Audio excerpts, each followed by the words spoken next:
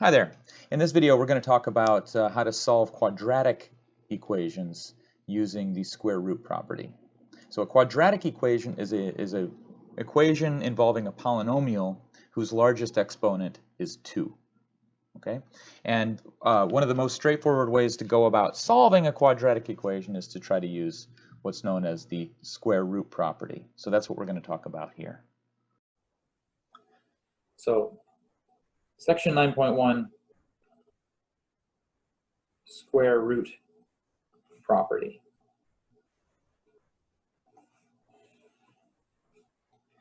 The square root property says this: if x squared is a number, x squared equals, say, the number k. So if that's true, then we know that x is equal to plus or minus the square root of k. And when I write this plus or minus symbol, what this means is that x equals the positive root k or x equals the negative of root k. That's what that means. It's just kind of shorthand for writing all this out, just writing a plus minus there. And you knew that already, because we know that because if we take an equation like this, x squared equals 9, we learned how to solve this as a polynomial equation. We subtract 9 from both sides, right? So if you subtract 9 from both sides, it becomes x squared minus 9 equals 0. And then what we do is we factor it. And we realize that this is a difference of squares here. So this factors as x minus 3 times x plus 3. And we know that the zero product property tells us that x minus 3 equals 0 or x plus 3 equals 0. And so we get as our solution x equals 3 or x equals negative 3. In other words, you could write it as x equals plus or minus 3. And 3 happens to be the square root of 9. And you want to really make note of this because the common mistake that people make is that they say x squared equals 9, the solution is 3. And you're actually only half right. You're missing half the solution. There's really 2 solutions to this equation. There's plus or minus 3. Negative 3 is also a solution. And so this makes note of that up here too. So we're going to use this property to solve equations. All right, so that was one such equation. Let's look at another one that's not too different. X squared minus 48 equals 0. So we're going to want to solve this. Okay. To use the square root property, what we're going to do, instead of doing it this way, instead of trying to factor it, we're just going to write it in the form that's up here. Okay, x squared equals some number.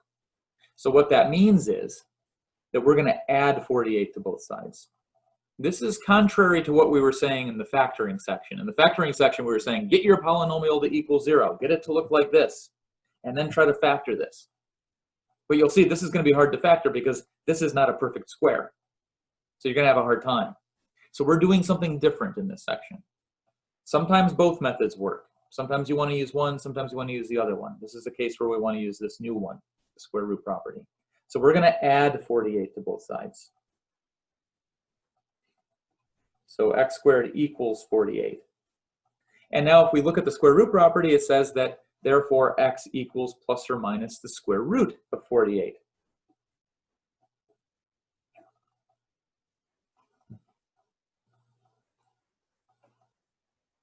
Okay, so that's pretty quick, but we can do a little bit more. We're not done yet because we can still simplify this.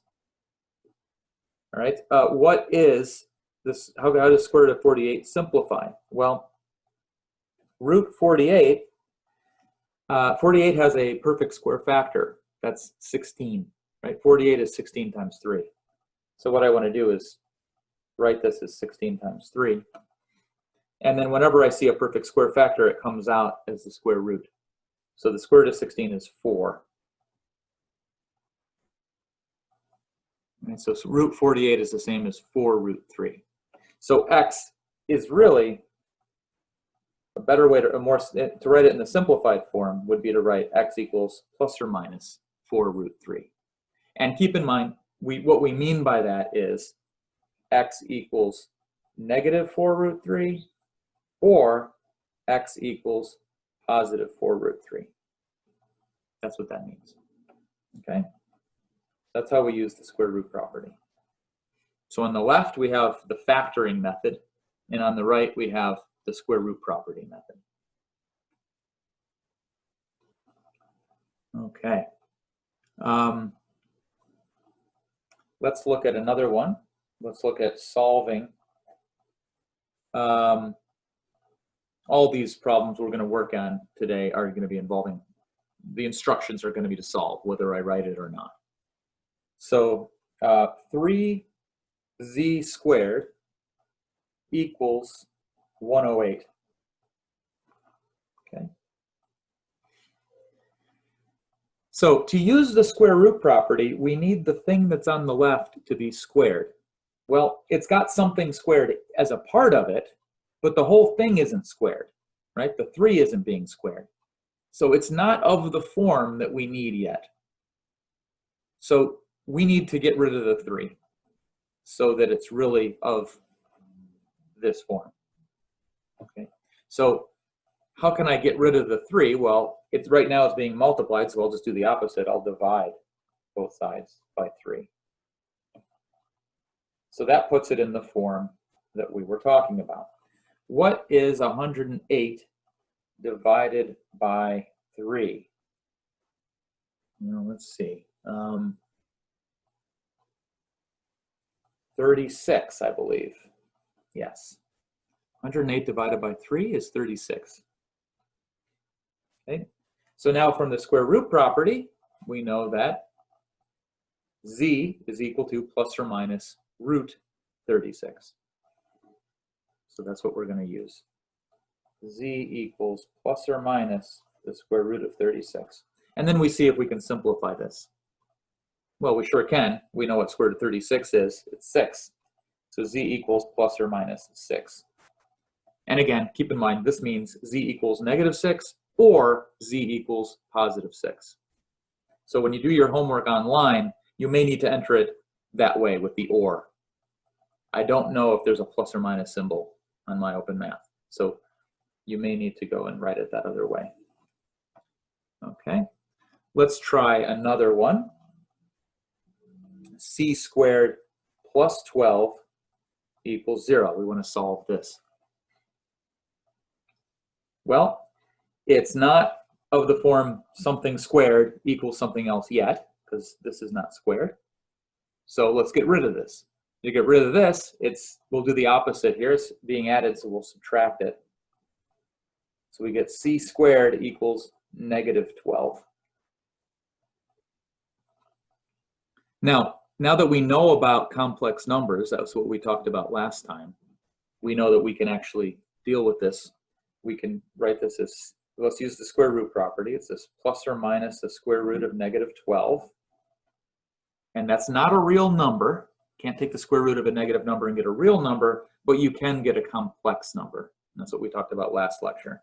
So I'm going to simplify this the same way.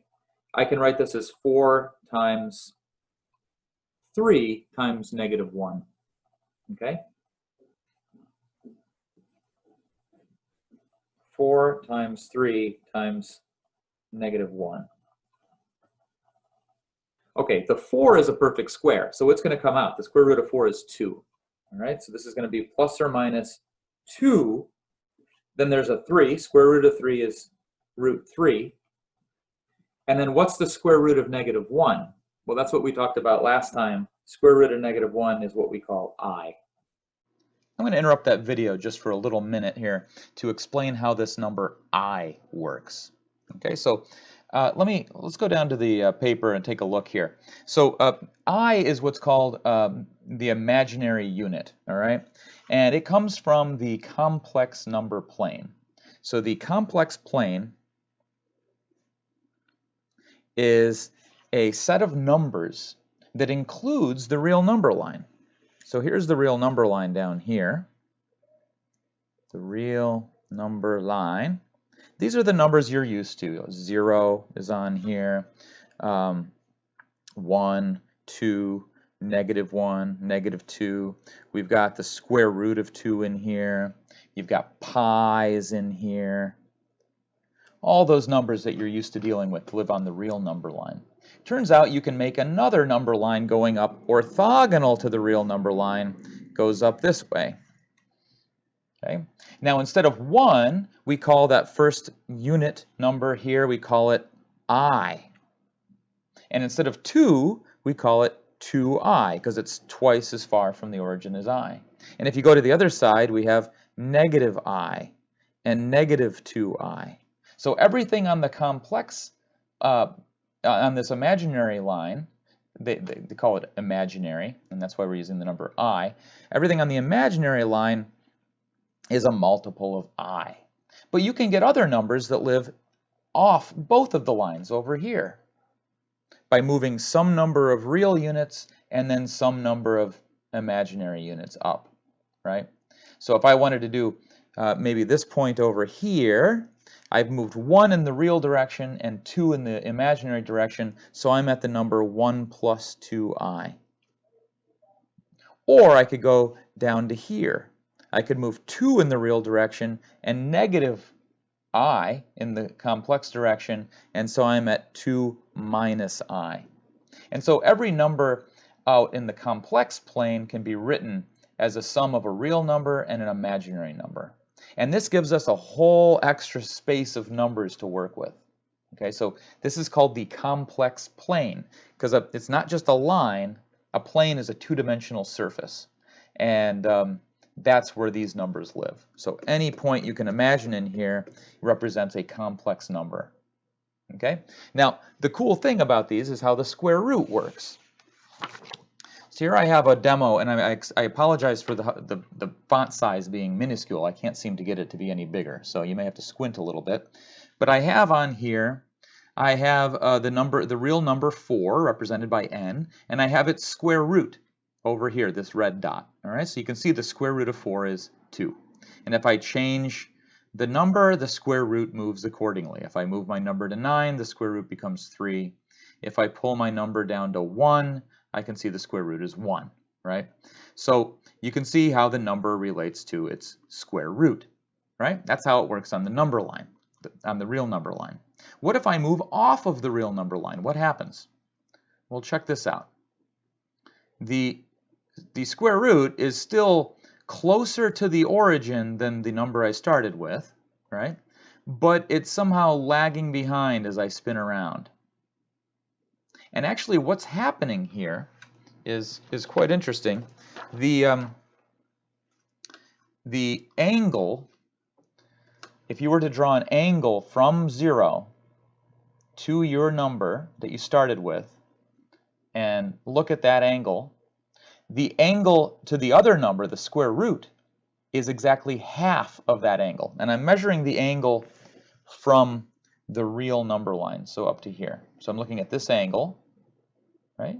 If I take half of that angle, I get the angle that points to my square root. So the square root is the square root of the distance and half the angle. That's how square roots work in the complex plane. Now, what does that mean? Well, that means that if I take my number and I move it over to the negative real axis, look where the square root ends up. It ends up on the imaginary axis. So if I were to put myself at -1, I see the square root of -1 ends up being I. If I put myself at -4, the square root ends up at 2i. And if I put myself over here at -9, the square root ends up at 3i. Because this is 180 degrees, and half of that is 90 degrees, which puts me on the imaginary axis. So this is how we deal with square roots of negative numbers. When you take the square root of a negative number, you take the square root of its positive, so I take the square root of 9 and get 3, But then it's not on the real axis, it's on the imaginary axis, so I have to multiply it by I. So if I ever have to take the square root of, say, -4, I'll just take the square root of 4, which is 2, and multiply it by I. If I want to take the square root of -25, it's going to be 5I. And if I want to take the square root of -6, well, you can't simplify root 6, so I'm just going to leave it as a root 6. But that negative becomes an I. So negatives come out of the square root as an I. Okay, just wanted to explain that. I'll let you go back to the video. So the answer here is C equals ±2 root 3I. There's two solutions. Another way to write this is -2 root 3I or +2 root 3I. So depending on what format they want, you can either write your answer like this or write it like this. Okay? All right. So let's look at another one. Okay. We're going to deal with, we want to solve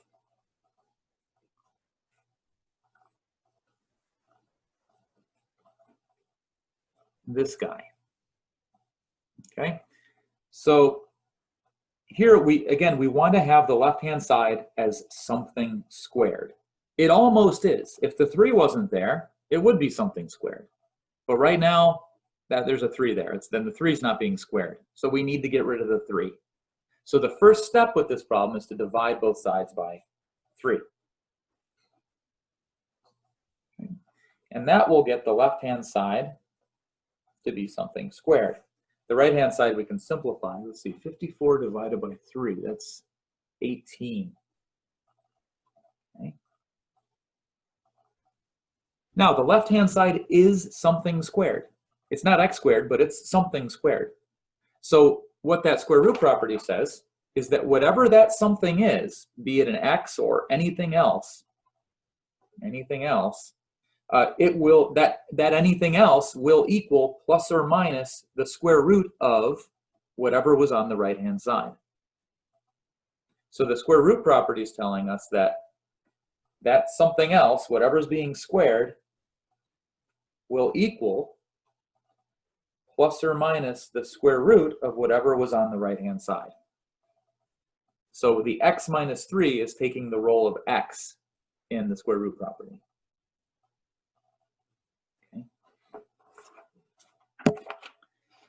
So we can simplify root 18. Let's do that. Let's do that up here. So square root of 18 is, we want to pull out a perfect square factor. Well, 18 is 9 times 2. So this is the square root of 9 times the square root of 2. Square root of 9 is equal to 3. So root 18 is 3 root 2. Okay. So we have x minus 3 equals plus or minus 3 root 2.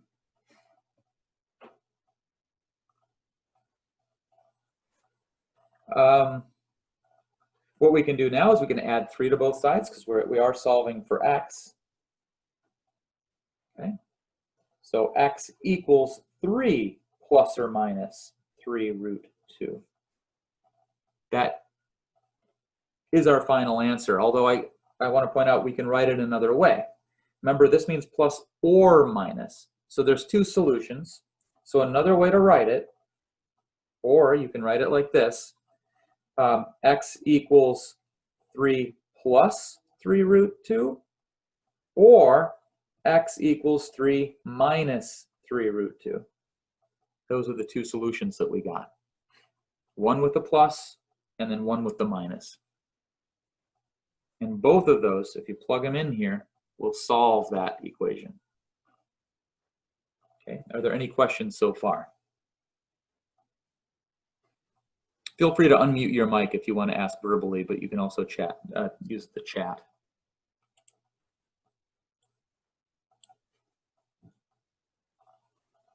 Can you do another example, please? Yeah, we'll do another one. Okay, thank you. All right, so let's do one more. We're going to do 5 times a minus 5 squared plus 4 equals 104.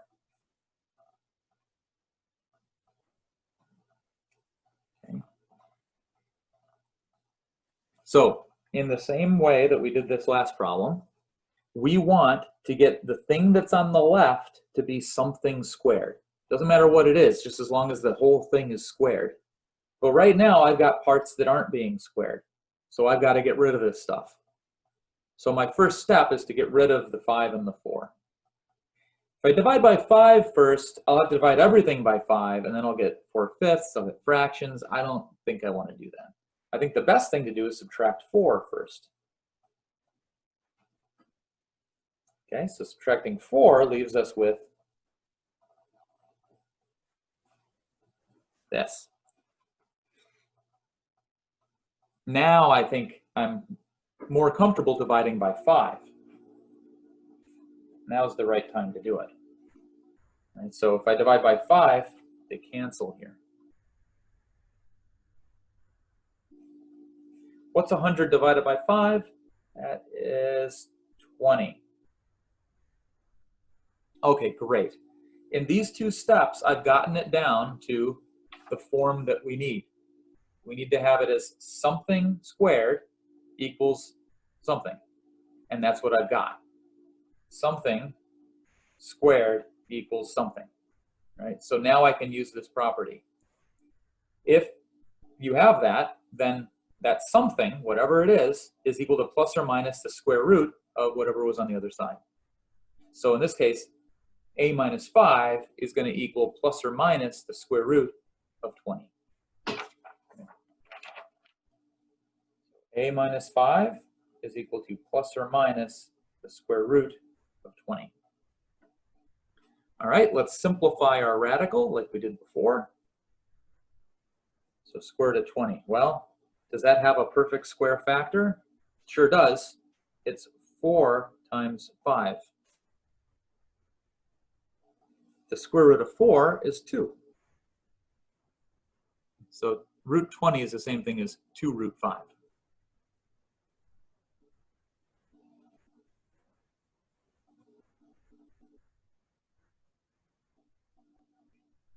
And what do we do next?